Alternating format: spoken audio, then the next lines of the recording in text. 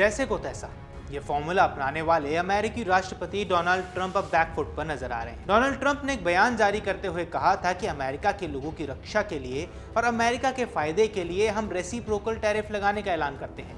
Reciprocal tariff का मतलब है जैसे को तैसा, यानी जिस देश ने अमेरिका पर जितना टैरिफ लगाया उतना ही टैरिफ अमेरिका भी उस देश पर लगा देगा। जिसके बाद हुआ भी यही और 2 अप्रैल को करीब 100 देशों पर टैरिफ लगाने का ऐलान कर दिया गया।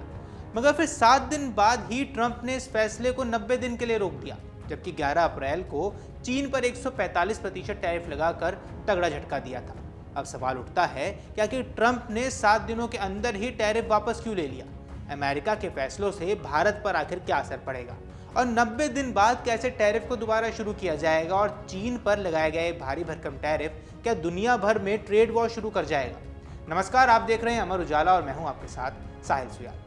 9 अप्रैल को अमेरिकी राष्ट्रपति डोनाल्ड ट्रंप ने 75 से ज्यादा देशों पर लगाए गए रेसिप्रोकल टैरिफ पर 90 दिनों की रोक लगा दी। इसके बाद इन्हीं देशों पर 10% की बेसलाइन टैरिफ लगा दिया गया। इन 75 देशों में भारत, बांग्लादेश, पाकिस्तान, ताइवान, वियतनाम जैसे देश शामिल थे। लेकिन ट्रंप ने इस फैसले से चीन को बाहर रख दिया।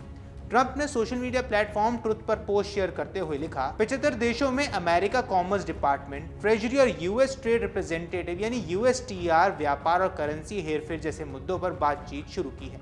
टैरिफ पर कई देशों ने सहयोग किया है। इन देशों ने जवाबी कार्रवाई नहीं की। मैंने इन देशों की 90 दिनों को राहत दे दी है। इस दौरान इन पर सिर्फ 10% टैरिफ लगेगा। ट्रंप के ऐलान के कुछ समय बाद ही यूएस ट्रेजरी डिपार्टमेंट के सेक्रेटरी स्कॉट बॉसेट ने कहा कि यह रोक हमारे स्ट्रेटजी में शुरू से शामिल थी। हमने दूसरे देशों को ये मैसेज देने की कोशिश की है कि आप बदल ना लें, आपको इनकम मिलेगा। यानी ट्रंप टैरिफ के ऐलान के बाद देखना चाहते थे कि कितने देश उनके फैसले का समर्थन करते हैं और कितने विरोध। स्कॉट बेसेंट ने आगे कहा कि अमेरिका के साथ बातचीत करने के इच्छुक देशों के लिए टैरिफ घटाकर 10% हो जाएगा। कनाडा और मेक्सिको के कुछ सामानों पर 25% टैरिफ लागू रहेगा जब तक वे समझौता नहीं कर लेते हैं। तो अब सवाल उठना लाजमी है कि आखिर क्यों ट्रंप ने टैरिफ पर 90 दिनों के लिए ही रोक लगाई। दरअसल आमतौर पर अमेरिकी बॉन्ड और शेयर बाजार उल्टी दिशा में चलते हैं, लेकिन ट्रंप के टैरिफ लगाने के बाद दोनों एक साथ गिरे। एक्सपर्ट्स के मुताबिक चीन जैसे देशों ने ट्रंप के टैरिफ का अंदेशा होते हुए अमेरिकी बॉन्ड बेचना शुरू कर दिया था, जिससे बॉन्ड मार्केट भी शेयर बाजार की तरह लुढ़क गया। उसके बाद बॉन्ड और शेयर बाजार में गिरावट के बाद अमेरिकी अर्थव्यवस्था में नकदी का संकट बढ़ने लगा।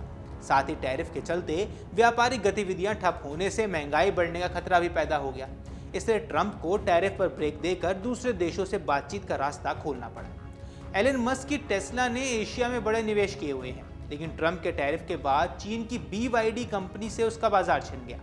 BYD की इलेक्ट्रिक कारें टेस्ला से सस्ती हैं, जिसकी वजह से एशियाई देशों ने चीनी कंपनी की तरफ रुख किया। अब टैरिफ लगने के 7 दिन के भीतर ही आखिर ट्रंप बैकफुट पर कैसे आ गए? दरअसल 2 अप्रैल को डोनाल्ड ट्रंप ने करीब 100 देशों पर टैरिफ लगाने का ऐलान किया। इसके बाद से ही टैरिफ का विरोध शुरू हो गया और कई देशों ने इसके लिए वक्त मांगा। हालांकि ज्यादातर देश चुप रहे और गिने चुने देशों ने टैरिफ के बदले टैरिफ का फॉर्मूला अपनाया। इससे अमेरिका के इकोनॉमिक्स और बिजनेस एक्सपर्ट्स को मंदी का डर सताने लगा और ट्रंप पर टैरिफ वापस लेने का प्रेशर बढ़ गया। ट्रंप के जापान समेत दुनिया के स्टॉक मार्केट के 10 लाख करोड़ डॉलर की गिरावट आ गई। अमेरिकी शेयर बाजार का डाउ जोन्स इंडेक्स 1200 अंक गिर गया। यूएस ट्रेजरी बॉन्ड की कीमतें घटी और ब्याज दर बढ़ गया।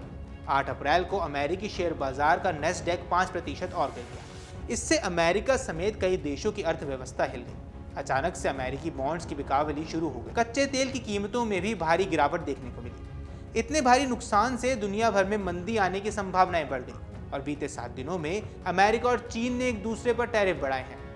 11 अप्रैल को ट्रंप ने चीन पर 145% टैरिफ लगाया। चीन ने भी अमेरिका पर 125% टैरिफ लगा दिया। यूरोपीय यूनियन ने भी अमेरिका पर नए टैरिफ को मंजूरी दे दी। वहीं वियतनाम ने अमेरिका से 45 दिनों की और बांग्लादेश ने 3 महीने की मोहलत मांगी। कनाडा के पूर्व प्रधानमंत्री जस्टिन ट्रूडो ने इसे अमेरिकी नौकरियों के लिए खतरा बता दिया। इसी बीच ट्रंप ने चीन से आयात की जाने वाली कुछ चीजों पर टैरिफ में छूट दे दी। इसमें स्मार्टफोन, लैपटॉप और कुछ अन्य तकनीकी उपकरण भी शामिल किए गए हैं। इसे लेकर चीन के वाणिज्य मंत्रालय ने कहा कि अमेरिका जवाबी टैरिफ को जैसी गलती नीति को रद्द करना चाहता है और आपसी सम्मान के सही रास्ते पर लौट आए। जवाबी टैरिफ को लेकर अमेरिका और चीन के बीच व्यापार युद्ध छिड़ चुका है। दोनों देश एक दूसरे पर भारी भरकम टैरिफ लगा रहे हैं। ट्रंप प्रशासन ने शुक्रवार को कुछ इलेक्ट्रॉनिक सामानों को टैरिफ पर छूट दी। टैरिफ में मिली छूट से सबसे अधिक राहत टेक दिग्गज एप्पल को मिलती नजर आ रही है, क्योंकि पहले $1000 के एक आईफोन पर करीब $700 का इंपोर्ट टैक्स लग रहा था, जिससे कीमतों में भारी इजाफा हो गया। चूंकि 90% आईफोन चीन में बनते हैं, ऐसे में टैरिफ छूट एप्पल के लिए फायदेमंद साबित हो सकती है। जब अमेरिकी राष्ट्रपति डोनाल्ड ट्रंप ने चीन से आयात पर शुल्क बढ़ा दिया, इसके जवाब में चीन ने भी अमेरिका से आयातित वस्तुओं पर टैरिफ बढ़ा दिया। ट्रंप ने चीन से दूरी बनाने की अपनी मंशा साफ कर दी, जहां उन्होंने तमाम दूसरे देशों पर लागू टैरिफ को 90 दिनों के लिए रोक दिया है। अब ट्रंप के फैसलों से भारत और दुनिया पर आखिर क्या असर पड़ेगा, इस पर एक नजर डाल लेते हैं। ट्रंप के टैरिफ वापस लेने का सबसे बड़ा असर अमेरिका की अर्थव्यवस्था पर देखने को मिला है। अमेरिकी बाजार 9 अप्रैल को 12% चढ़कर बंद हुए। अमेरिकी बाजार में लगभग 30 बिलियन शेयरों का कारोबार हुआ, जिससे ये वॉल स्ट्रीट के इतिहास में सबसे अधिक कारोबार वाला दिन बन गया। इसके अलावा एशियाई बाजारों में भी 9% से ज्यादा की तेजी रही। हालांकि महावीर जयंती के कारण भारतीय शेयर बाजार बंद रहे। कई एशियाई देशों में बाजार तेजी के साथ बंद हुए। जापान के निकेई इंडेक्स में 9.13% चढ़कर बंद हुआ। कोरियाई का कोस्पी इंडेक्स में 6.60 की बढ़त हुई। ताइवान का टाईएक्स इंडेक्स 9.25% बढ़ा। चीन का शंघाई कंपोजिट इंडेक्स भी 1.16% चढ़कर बंद हुआ। अमेरिका और चीन दुनिया के दो सबसे बड़ी इकोनॉमी वाले देश हैं। दोनों देशों के बीच ट्रेड वॉर होने से ग्रोथ रेट धीमी हो जाएगी और मंदी भी आ सकती है। इससे भारत सहित कई अन्य देशों पर असर पड़ सकता है। दरअसल भारत चीन से स्मार्टफोन, लैपटॉप और अन्य इलेक्ट्रिक सामानों की बैटरी, डिस्प्ले पैनल जैसी सामान इंपोर्ट करता है। साथ ही फार्मा सेक्टर में काम आने वाले कच्चे माल का 70% जरूरतों के लिए भी भारत चीन पर निर्भर है। ट्रेड वॉर के चलते इन चीजों की सप्लाई प्रभावित हो सकती है या दाम भी बढ़ सकते हैं। अगर ऐसा होता है तो भारत में इलेक्ट्रॉनिक सामानों और दवाओं के दाम बढ़ जाएंगे। ट्रेड वॉर शुरू होने से चीन अमेरिका को बेचने वाले प्रोडक्ट्स खत्म करने के लिए कम दामों पर भारत को बेच सकता है। इसका एक उदाहरण स्टील है। अगर चीन कम दाम में भारत को स्टील एक्सपोर्ट करता है तो इससे भारतीय कंज्यूमर्स को फायदा होगा, लेकिन स्टील प्रोड्यूस कर रही भारतीय कंपनियों को नुकसान हो सकता है। हालांकि इस ट्रेड वॉर से भारत को सिर्फ नुकसान ही नहीं होगा, बल्कि आईटी, टेक और एग्रीकल्चर सेक्टर में फायदा भी हो सकता है। चीन के साथ ट्रेड वॉर के चलते इस सेक्टर में अमेरिका भारत की ओर रुख कर सकता है। इससे पहले जब 2018 और 20 में अमेरिका और चीन ट्रेड वॉर की स्थिति में थे, तब भारत को नुकसान हुआ था। उस समय भारत की जीडीपी ग्रोथ 8.3% से गिरकर 4.2% हो गई थी। गौरतलब है कि ट्रंप ने राष्ट्रपति का पदभार संभालने से पहले ही साफ कर दिया था कि उनके फैसले अमेरिका के हितों को लेकर किए जाएंगे। कड़े निर्देशों का अंदाजा पूरी दुनिया को था, मगर पूरी तरह से अमेरिका आक्रामक तरीके से देशों पर टैरिफ लगाना शुरू कर देगा, इसने सभी को हैरान कर दिया।